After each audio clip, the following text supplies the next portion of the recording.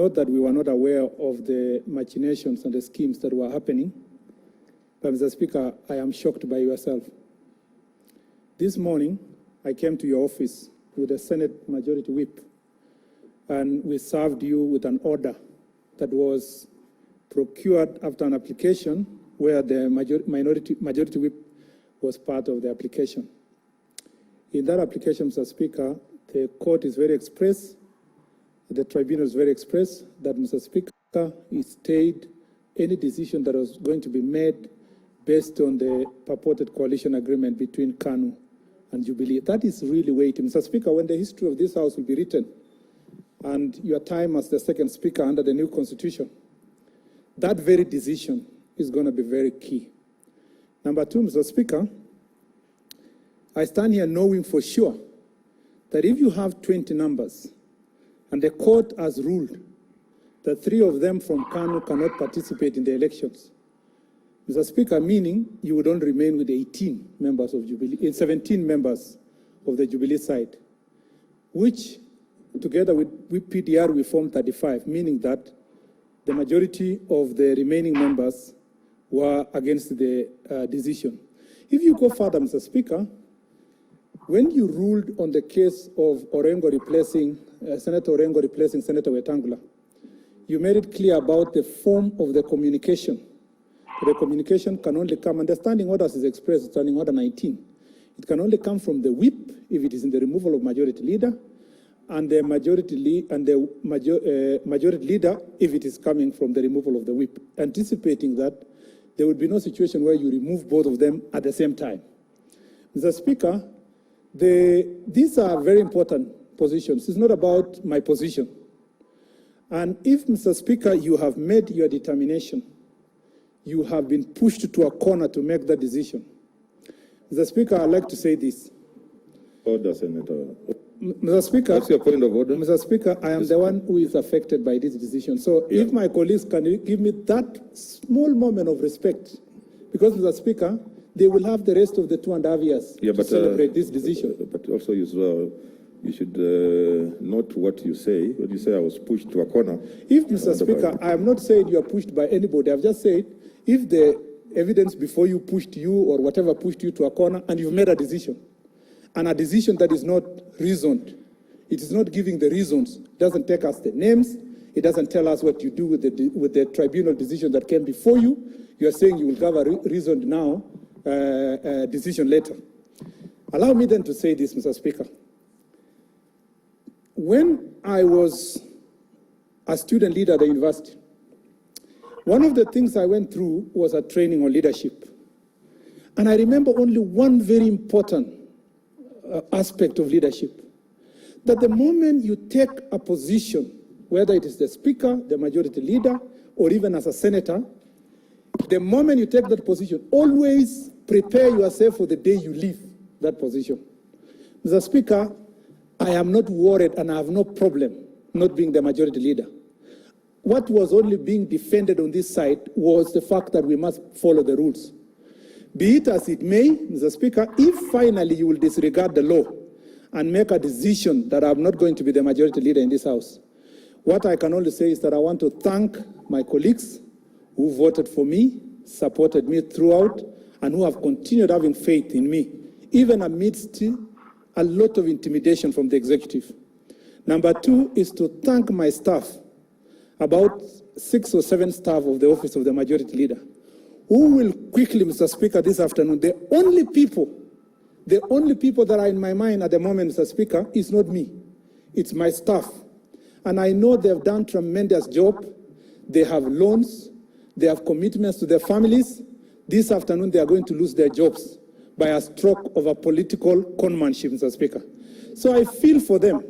And, Mr. Speaker, I want to say this, that I want to thank them for their support. I will stand by them as a person. I have just started my political life. I have only been 8 years, actually 7 years in politics, Mr. Speaker. I believe this is just but the morning of our political careers. There will be a brighter future. I want to tell them that they should take heart. We will come back and come back big, Mr. Speaker, and they must be able to continue looking forward to that great future. Lastly, Mr. Speaker, I wish during this time of coronavirus that our focus, Mr. Speaker, we were told not even 15 people should meet. Yet we are told that about 20 people met in State House to plot out to remove Murkomen. Mr. Speaker, if the only agenda for our party, Jubilee, has been wrangles from 2018 up to now, not focusing on delivery of services, if the greatest achievement of the President of Kenya is to demonstrate to the people of this country that I have removed my majority leader, I'm a big man. Mr. Speaker, the President is already a big man. I am just but a son of a squatter, born and brought up in Embobut. To be a subject of his discussion over and over again, I want to say, Mr. President, now therefore deliver for the people of Kenya. Murkomen is out of the way. If I was your stumbling block, deliver for the people of Kenya. Allow all the bills that, Mr. Speaker, has been signed unconstitutionally, and which, Mr. Speaker, this House went to court to challenge, allow those bills to come to Senate. Mr. Speaker, I want to tell the President, stop lying to the Senate. You told us you will give us oversight fund. Bring the oversight fund to the Senate if Murkomen was the stumbling block. It is only, Mr. Speaker, if I was the only reason, Mr. Speaker, that Senate was not being protected, I want to say, Mr. Speaker, that it is time. Mr. Speaker, it is time. There's a point of order. I want to conclude, Mr. Speaker. There's a point of order. Order, Senator Murkomen. Please. Yes. What's your point of order? Then you conclude, Senator Murkomen. Mr. Speaker, what's your point? I was on a point of order, Mr. Speaker. So if order? No. I stood on a point of order. No, I thought. Okay. Mr. Speaker, again, we are guided by rules of this House.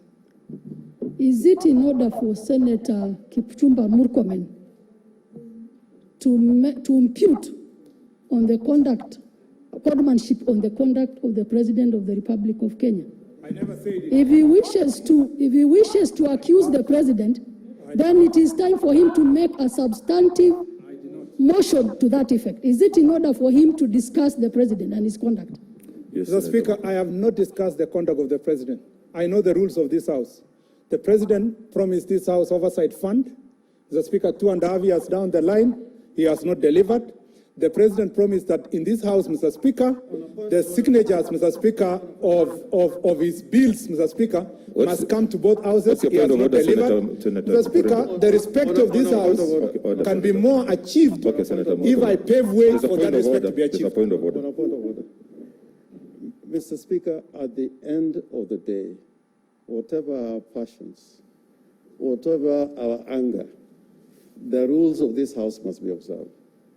I heard Senator Murkomen state unequivocally that the President should stop lying to the nation and he should now deliver the things he itemized.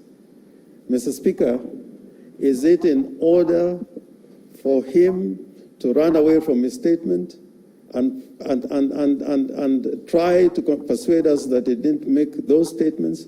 Mr. Speaker, I urge you that if he cannot withdraw the statement now, you will look at the proceedings of the House in the afternoon or tomorrow, and he should accordingly withdraw and apologize. Mr. Speaker, I didn't say the President lied. Senator Murkomen, just to inform you, Standing Order 96, contents of speeches, neither the personal conduct of the President nor the conduct of the Speaker or any judge, nor the judicial conduct of any other person performing judicial functions, nor any contact of the head of state or government or the representative in Kenya of any friendly country or the conduct of the holder of an office whose removal from such office is dependent upon a decision of the Senate shall be referred to adversely, except upon a specific substantive motion of which at least 3 days notice has been given. So I think thank you, Mr. Speaker. I am aware of the standing order. I am very clear in my debate. I am within the debating rules. I just want to conclude by saying this, that I hope, Mr. Speaker, by removing me and Senator Susan Kika, and procedurally and illegally and unconstitutionally, it will improve the relationship between this House and the National Assembly. It will also improve, Mr. Speaker, the executive promises to this House. Then I hope, Mr. Speaker, the President will not sign any other bill that, Mr. Speaker, concerns counties that doesn't come through this House.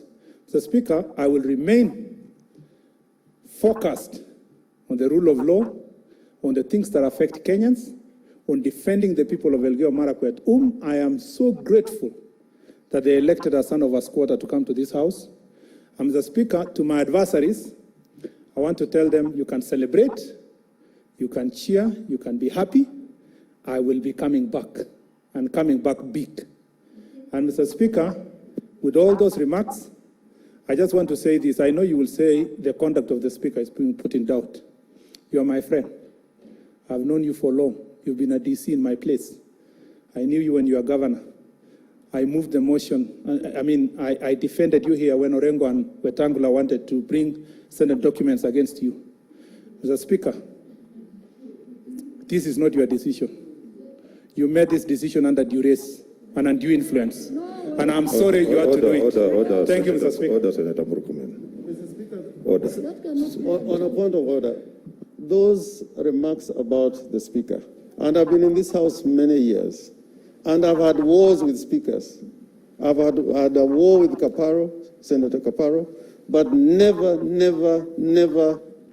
in the history of my life in Parliament would I address the Speaker in the manner in which you have been addressed.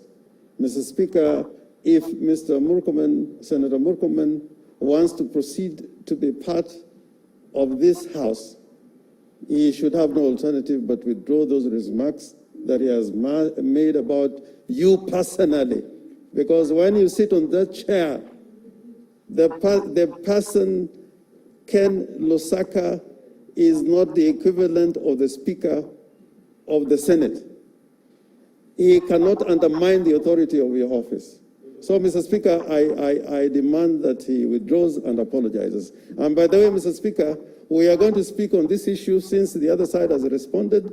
We are also going to speak on this issue, the legality of the decision and whatever they also been doing. We are going to address those issues. And I hope this continues in the afternoon. Senator Linturi. Thank you, Mr. Speaker.